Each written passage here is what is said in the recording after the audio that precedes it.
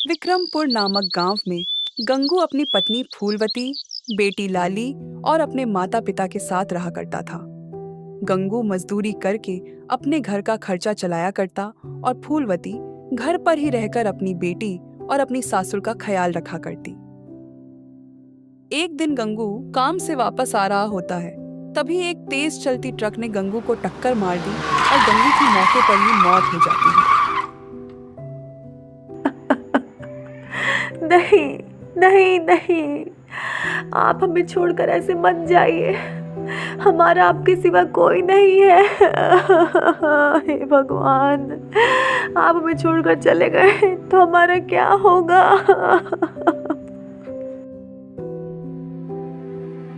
पिताजी, पिताजी आंखें खोलिए पिताजी, आप हमें छोड़कर नहीं जा सकते।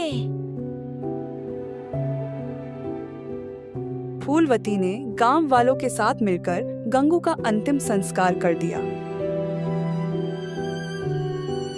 गंगू की मृत्यु को अब लगभग 15 दिन बीत चुके थे।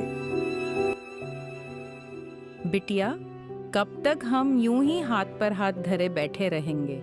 जिसे दुनिया से जाना था वो तो चला गया। देख बेटा, लाली भी भूखी है, तुझे उसका भी तो ख्याल रखना पड़ेगा। आखिर वो भी तो गंगू की अमानत है। हाँ माँ जी, आप सही कह रही हो। सिर्फ लाली ही क्यों, आप दोनों भी तो मेरी जिम्मेदारी हो। मैं तो भूल ही गई थी। ऐसा करती हूँ, मैं रसोई में जाती हूँ और आप लोगों के लिए कुछ खाने को बनाकर लाती हूँ।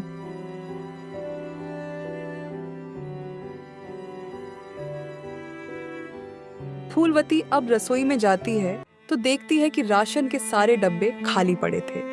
अरे क्या, राशन के सारे डब्बे तो खाली हैं। घर में बनाने को कुछ भी नहीं है। मैं माँ, पिताजी और लाली को क्या बनाकर खिलाऊं?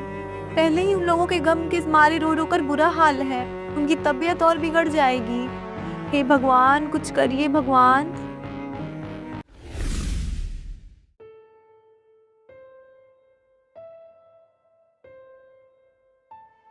बेटा, मैं जानती हूँ कि राशन के सारे डब्बे खाली हैं। मेरे बेटे को गए पूरे 15 दिन बीत चुके हैं। अब हम दोनों को ही मिलकर कुछ करना होगा ताकि हम इस घर का खर्चा चला सके। अरे नहीं नहीं माँ, ऐसा मत बोलिए। मैं अकेली ही काफी हूँ। आप लोगों का खर्चा मैं संभाल लूंगी। आप बिल्कुल भी चिंता मत करो।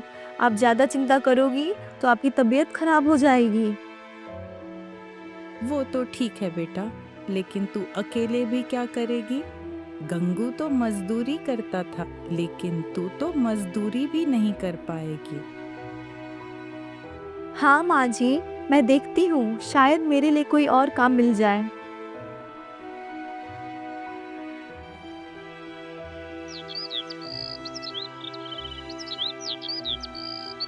फिर फूलवती अपने लिए काम ढूंढने गांव में निकल जाती है। उसने गांव में कई जगह पर पता किया। तपती जमीन पर वो गांव-गांव भटक रही थी, लेकिन उसे कहीं भी अपने लायक कोई काम ना मिला।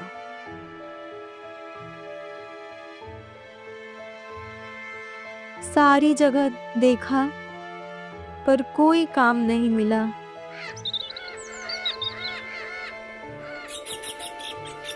थक हार कर फूलवती शाम को घर वापस आई और उसने सारी बातें अपनी सास को बताई। अरे बेटा, तुझे काम ढूंढने की भला क्या जरूरत है? तेरे हाथों में ही हुनर है। मैं समझी नहीं कि आप क्या कहना चाह रहे हैं। मुझे थोड़ा अच्छे से समझाइए। बेटा, तू कितना अच्छा खाना बनाती है और सांभर वड़े तो लाजवाब बनाती है। तू सांभर वड़े की दुकान क्यों नहीं लगाती? इससे अच्छा काम भला क्या हो सकता है? हाँ पिताजी, आप सही कहते हैं। मैं ऐसा ही करती हूँ कि एक ठेला किराए पर ले लेती हूँ और सांभर वड़े की दुकान लगाना शुरू कर देती हूँ। शायद उससे हमारा कुछ गुजारा हो जाए। फूलवती ने इकट्ठे किए गए कुछ पैसे निकाले और सांभर वड़े की दुकान गांव के बाजार में खोल ली। सांभर वड़े लो, सांभर वड़े, सांभर वड़े गर्मा गर्म, स्वादिष्ट सांभर वड़े, वो भी सस्ते दाम पर। आओ आओ सांभर वड़े खाओ, आओ आओ सांभर वड़े खाओ। फूलवती की आवाज सुनकर कुछ लोग सांभर वड़े खरीदने के लिए उसके ठेले के समीप आ जाते हैं।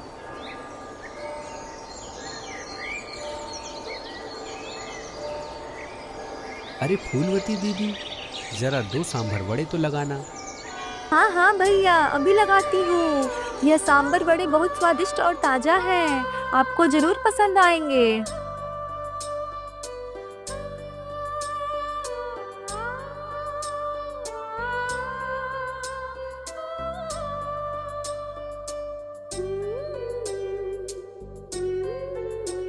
ग्राहक ने सांभर वड़े खाए और फिर बोला, फूलवती दीदी, तुम बड़े ही स्वादिष्ट सांभर वड़े बनाती हो।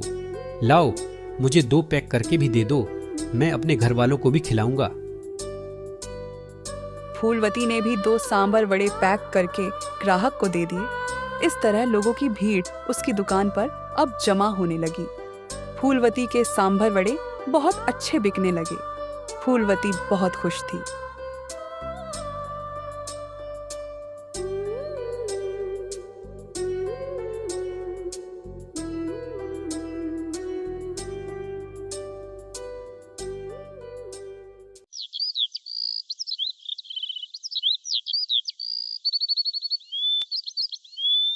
माँ जी, ये लो, मैं घर की जरूरत का सारा सामान और राशन सब कुछ लेकर आई हूँ।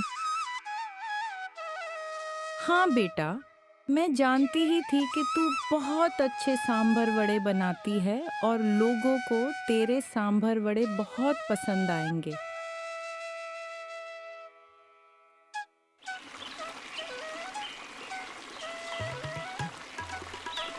अगले दिन फूलवती और ज्यादा सांभर वड़े बनाकर बेचने के लिए गई। फूलवती के दुकान के सामने एक पानी पूरी वाला दुकान लगाता था। क्यों रे शिवा, यह फूलवती जब से सांभर वड़े की दुकान लगा रही है तब से लोग हमारी पानी पूरी खाने ही नहीं आ रहे। ऐसा क्यों भला? मालिक, मैंने सुना है कि फूलवती दीदी बहुत अच्छे सांभर वड़े बनाती हैं। उनके स्वाद के आगे हमारी पानी पूरी का स्वाद लोगों को बहुत फीका लगता है। और वैसे भी मैंने सुना है कि लोगों को पानी पूरी से ज्यादा सांभर वड़े पसंद आ रहे हैं। इसीलिए लोग हमारी दुकान पर नहीं आ रहे हैं। अच्छा, तो ऐसी बात है तो ठीक है, हम भी पानी पूरी छोड़कर सांभर वड़े की दुकान लगाते हैं और रेट भी फूलवती से कम रखेंगे। तब तो लोग हमारी दुकान पर आएंगे ना। हाँ मालिक, यह तो बहुत अच्छा आइडिया है।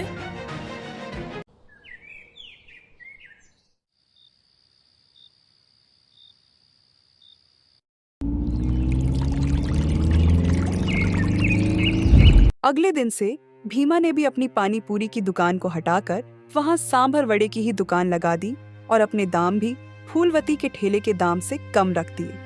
वह बस किसी भी तरह फूलवती से ज्यादा कमाना चाहता था और उसका ठेला बंद करवाना चाहता था। देख रहे हो भैया, भीमा ने भी सांभर वड़े की दुकान लगा ली है और रेट भी तो फूलवती से कम है। हाँ हाँ भैया, चलो चलो, हम भी भीमा की दुकान पर ही चलें।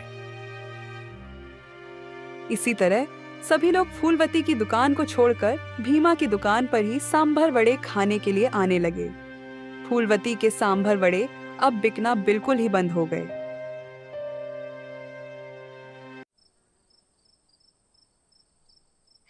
माँ जी, मैं बहुत परेशान हो गई हूँ माँ जी।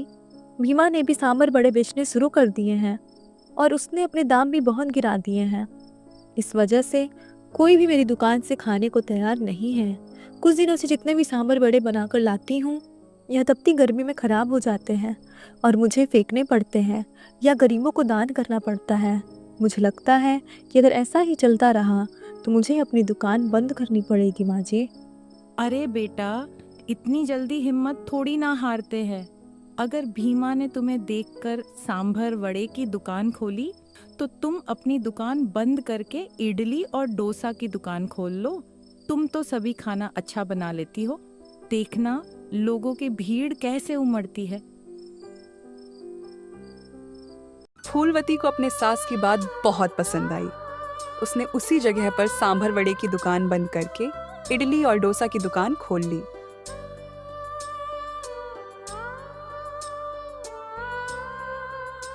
अरे भैया, ये सांभर वड़े तो हम खाकर बोर हो गए। चलो फूलवती की इडली डोसा खाते हैं। हाँ भैया, सही कह रहे हो। अब बहुत सारे लोग इडली और डोसा खाने के लिए फूलवती की दुकान पर आने लगे। भीमा की दुकान फिर से ठप पड़ गई।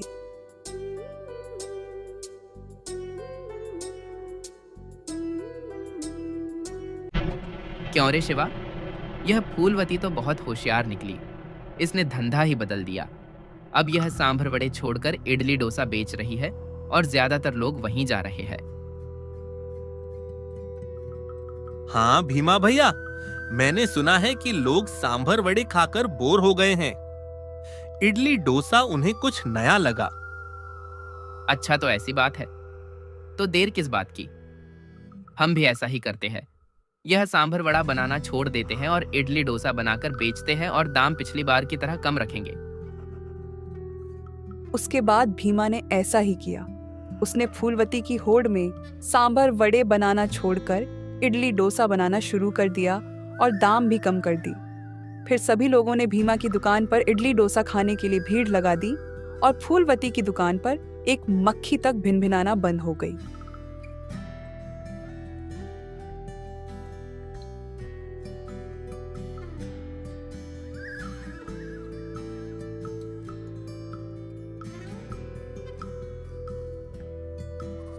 माँ जी, मुझे नहीं लगता है कि बाजार में दुकान लगा पाऊंगी।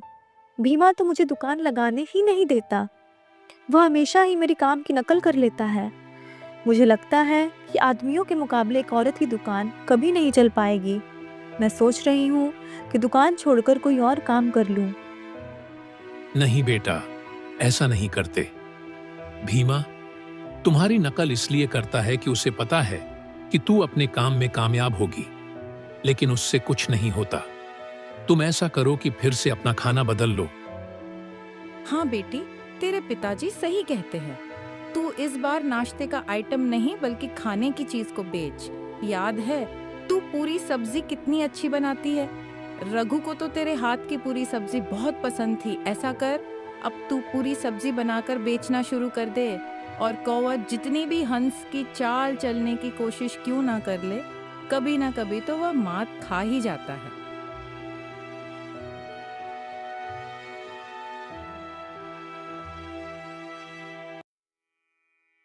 फूलवती ने अपनी पूरी सब्जी की दुकान लगा ली। जल्दी ही उसकी दुकान की तारीफ दूर दूर तक फैलने लगी। वह गर्मा गर्म करारी फूली फूली पूड़ियां बनाकर चटपटी मसालेदार सब्जी के साथ बेचती। अब ग्राहक भारी मात्रा में पूरी सब्जी खाने के लिए आने लगे। यह फूलवती बहुत होशियार बनती है। हमेशा ही अपना खाना बदल लेती है। हाँ भैया, और खाने से याद आया, इस बार तो फूलवती दीदी ने नाश्ते के आइटम हटाकर सीधे खाना ही परोसा है। लोग पूरी और सब्जी खाकर नाश्ते की जगह खाना खाकर ज्यादा खुश हैं। उनका कहना है कि नाश्ते जितने पैसों में ही खाना खाने को मिल जाता है, तुम्हारा नाश्ता कौन करे। और उनकी पूरी सब्जी भी तो बड़ी स्वादिष्ट है। तो बताइए, अब आगे हमें क्या करना है? अरे भाई, क्या करना है? जो पिछली बार किया था वही इस बार करेंगे। हम भी अपनी नाश्ते की दुकान बंद करके खाने की दुकान खोल लेते हैं। हम भी पूरी सब्जी बनाकर बेचेंगे और फूलवती से कम रेट पर। तब देखते हैं कि ग्राहक फूलवती की दुकान पर भला कैसे दिखते हैं। आज नहीं तो कल फूलवती को दुकानदारी छोड़कर भागना ही पड़ेगा। हाँ, यह बिल्कुल ठीक कहा भैया आपने। अरे बेटा, मुझे बहुत भूख लगी है, कुछ खाने को दे दे। 2 निवाले देगा तो तेरा कुछ नहीं जाएगा, लेकिन मेरा पेट भर जाएगा। बुढ़िया कहीं की, चल जा यहाँ से। मेरे पास यहाँ मुफ्त में खाना खाने को नहीं मिलेगा, कहीं और जाकर मुफ्त का मांग।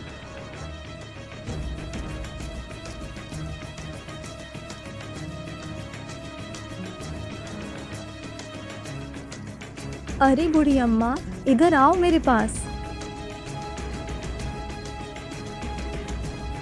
बूढ़ी अम्मा, आपको भूख लगी है ना? आप चिंता मत करो, आप यहाँ बैठो, मैं आपको पूरी सब्जी देती हूँ। जितना मन चाहे उतना खा लो।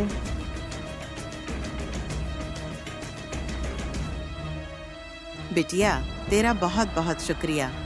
मुझे बहुत भूख लगी थी। तू बहुत दयालु है बेटा, और तेरी पूरी सब्जी में तो वो स्वाद है कि इसका मुकाबला कोई नहीं कर सकता।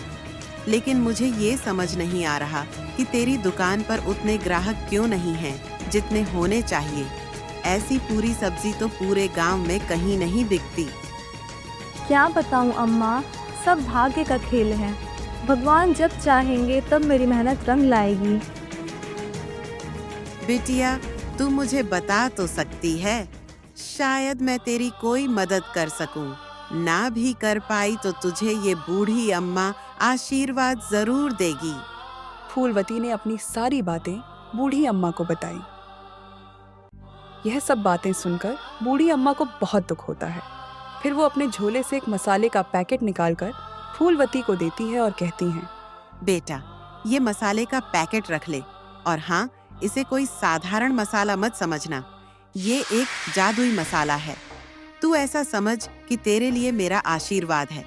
आज तूने बूढ़ी अम्मा का पेट भरा है, कल से तू अपनी सब्जी में ये जादुई मसाला डाल देना। फिर देखना, मेरा आशीर्वाद जरूर रंग लाएगा और कोई चमत्कार करेगा।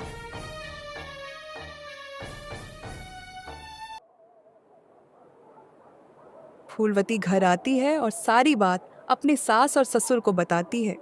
यह बात सुनकर उसकी सास बहुत खुश हो जाती है और बोलती है, बेटा, अगर वो बुढ़िया ऐसा कह रही है तो हो सकता है उसकी बात के पीछे कोई राज जरूर छुपा हो। तू ये मसाला अपनी सब्जी पूरी में डाल, हो सकता है उसके आशीर्वाद से ही हमारी किस्मत बदल जाए और हमारी ये तंगी की जिंदगी थोड़ी सुधर जाए। हाँ माँ, मुझे भी ऐसा लगता है कि वो दादी अम्मा सच कह रही थी। अगर हमारी गरीबी दूर हो गई तो तुम देखना, मैं अपने लिए ढेर सारे कपड़े, खिलौने, कॉपी, सब सामान खरीदूंगी। मेरे स्कूल के जूते भी फट गए हैं, मुझे वो भी लेने हैं। हाँ हाँ बेटा, जो चाहिए खरीद लेना। और स्कूल के जूते तो सबसे पहले लेना, क्योंकि मैं पढ़ाई में कोई समझौता नहीं करना चाहती। मैं चाहती हूँ कि तू पढ़ लिख कर समझदार हो जाए, ताकि तुझे मेरी जैसी परेशानी से ज़िंदगी में कभी जूझना ना पड़े। चलो अब सब लोग मिलकर खाना खाते हैं, मुझे तो बहुत भूख लगी है।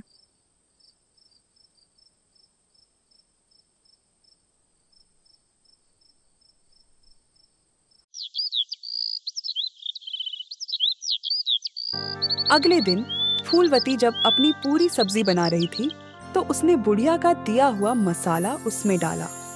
थोड़ी ही देर में उसकी पूरी सब्जी से बहुत ही अच्छी सुगंध उठने लगी और खुशबू दूर दूर तक फैलने लगी। खुशबू सूंघकर एक ग्राहक अब सीमा की ठेली पर आया और बोलने लगा, देख रहे हो भैया, कितनी अच्छी खुशबू आ रही है फूलवती दीदी की पूरी सब्जी से। चलो चलो, आज वहीं जाकर सब्जी पूरी खाते हैं।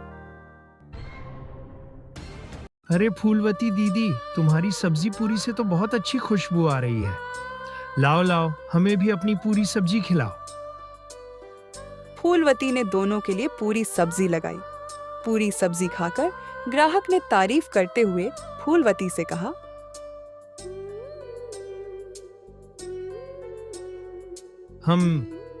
अरे वाह फूलवती दीदी, आज तक इतनी स्वादिष्ट सब्जी पूरी तो मैंने कभी खाई नहीं। जरूर आपने इसमें कुछ स्पेशल मसाला डाला है। लाओ लाओ, मुझे 2 और दे दो। फिर क्या था, लोगों की भीड़ों अब फूलवती की दुकान पर उमड़ने लगी। फूलवती की पूरी सब्जी का ठेला बहुत बढ़िया चलने लगा। फूलवती और उसके घर वाले इस बात से बहुत खुश थे। वहीं दूसरी तरफ जलनखोर भीमा को इस बात से जलन होने लगी और उसके तन बदन में आग लग गई। भीमा अब अपने आप से बोल उठा, अब मुझे फूलवती का कुछ ना कुछ तो करना ही होगा। ऐसा कहकर भीमा ने कुछ आदमियों को पैसे दिए और फूलवती की दुकान तोड़ने का आदेश दिया।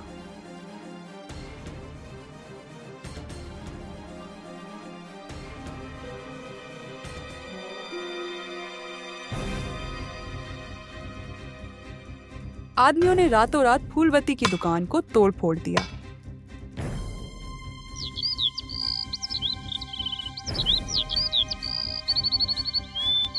जब सुबह फूलवती अपनी दुकान पर आई और यह हाल देखा तो वह बहुत रोई। तभी वही बूढ़ी अम्मा आ गई जिसने उसे जादुई मसाला दिया था। फूलवती बिटिया, तू इतनी परेशान मत हो। तेरे दुश्मन तुझे परेशान कर सकते हैं, पर मेरे होते हुए तुझे बर्बाद कभी नहीं कर सकते। बूढ़ी अम्मा ने फूलवती के सर पर हाथ फेरते हुए उसे पानी दिया। फूलवती बिटिया इतनी जल्दी हार नहीं मानते हैं। तू ऐसा कर, कल तू अपनी पूरी सब्जी का ठेला फिर से खोल और उस पर यह जादुई पानी छिड़क देना। फिर देखना कि तेरा कोई कुछ नहीं बिगाड़ पाएगा। नहीं अम्मा, अब मैंने सोच लिया है। अब मैं यह काम ही छोड़ दूंगी। शायद मेरे भाग्य में यह काम लिखा ही नहीं है। मैं कितनी कोशिशें कर लूं, लेकिन अंत में हार मेरी ही होती है। नहीं बिटिया, तुझे भरोसा करना सीखना होगा। यह पानी तू रख ले। इस पानी को छिड़क कर अपनी दुकान एक बार मेरे कहने से शुरू कर, फिर सब ठीक हो जाएगा। फूलवती घर आई और सारी बातें उसने अपने सास ससुर को बताई। यह सब सुनकर उसकी सास अपने कमरे में गई और थोड़ी देर बाद बाहर आकर फूलवती को एक छोटा सा मंगलसूत्र देते हुए कहने लगी, ले बिटिया, यह मेरा पुराना मंगलसूत्र है। तेरे पिताजी ने मुझे शादी के समय दिया था और तब से मैंने इसे संभाल कर रखा है। तू इसे बेच दे और अपनी पूरी सब्जी की दुकान फिर से शुरू कर दे। मुझे न जाने क्यों उस बुढ़िया की बातों पर पूरा विश्वास है।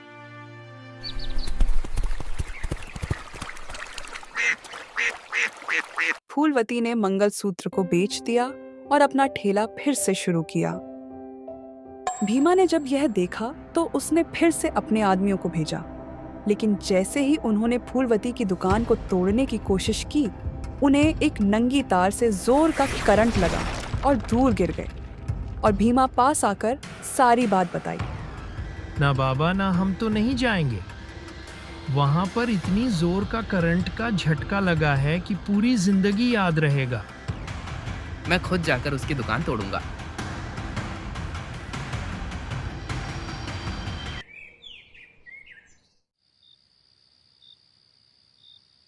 भीमा खुद जाकर दुकान तोड़ने गया, लेकिन उसी नंगी तार से उसे भी जोर का करंट लगा